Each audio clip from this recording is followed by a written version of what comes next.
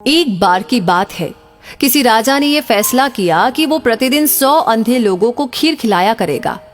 एक दिन खीर वाले दूध में सांप ने मुंह डाला और पूरे दूध में विष फैल गया। जहरीली खीर को खाकर 100 के 100 अंधे व्यक्ति मर गए।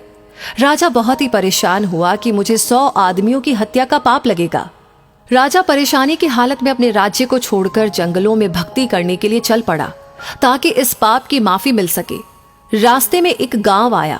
राजा ने चौपाल में बैठे लोगों से पूछा कि क्या इस गांव में कोई भक्ति भाव वाला परिवार है ताकि उसके घर रात काटी जा सके। चौपाल में बैठे लोगों ने बताया कि इस गांव में 2 बहन भाई रहते हैं जो खूब पूजा पाठ करते हैं। राजा उनके घर रात में ठहर गया। सुबह जब राजा उठा तो लड़की पूजा पर बैठी हुई थी। इससे पहले लड़की का रूटीन था कि वो दिन निकलने से पहले ही पूजा से उठ जाती थी और नाश्ता तैयार करती थी। लेकिन उस दिन वो लड़की बहुत देर तक पूजा पर बैठी रही। जब लड़की उठी तो उसके भाई ने कहा कि बहन, तू इतनी देर से उठी है? अपने घर मुसाफिर आया हुआ है, उसे नाश्ता करके दूर जाना है। लड़की ने जवाब दिया कि भैया, ऊपर एक मामला उलझा हुआ था। धर्मराज को किसी उलझन भरी स्थिति पर कोई फैसला लेना था और मैं वो फैसला सुनने के लिए रुक गई थी, इसीलिए देर तक ध्यान करती रही। तो उसके भाई ने पूछा कि ऐसी क्या बात थी?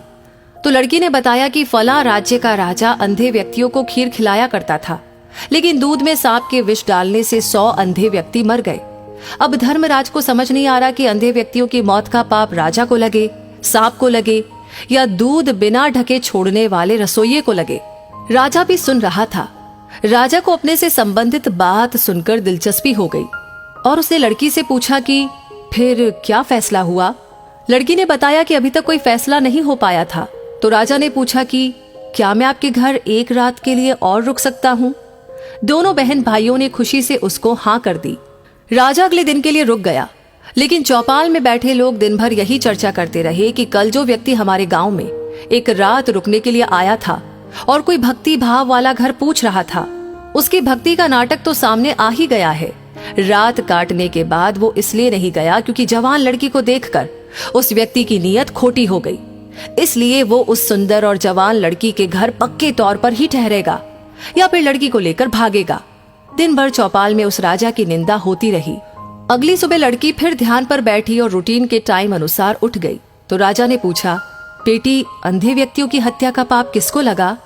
तो लड़की ने बताया कि वो पाप तो हमारे गांव के चौपाल में बैठने वाले लोग बांट कर ले गए।